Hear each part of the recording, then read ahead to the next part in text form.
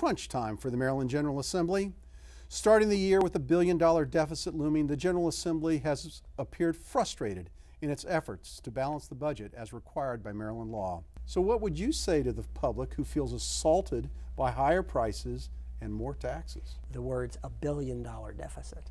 I mean, that's the key here, and it comes on years where there have been other $1 billion deficits that they've had to close the gap. So it's been a very, very rough time, and one of the things is that they've run out of, finding the coins in the sofa cushions. There have been repeated $1 billion deficits year after year after year, and the only thing that is missing is cutting the budget. When you look at this and you start comparing Maryland, and always it's, for instance, I'm amazed you didn't use Virginia, but if you look at what states... I did that last time. Well, when you look at states like how Virginia is dealing with all of this, Virginia is cutting funds to education and to an issue that I don't think Marylanders would put up with, and they're cutting other issues that Maryland prides itself in. Chris Christie has done a much better job on this, and New Jersey is a donor state. More federal money goes to Washington out of New Jersey. More federal money comes into Maryland, and we've done a terrible job with it.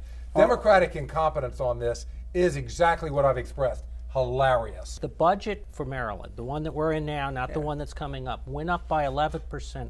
The average state in the United States went up by 3%. No, it's getting better, but the difference between 11 over the last 3 years that has been very bad. Everybody in this state knows. Everybody in this country knows. They are cutting funds for Medicaid, for education, on the issues that we as Marylanders don't want to cut.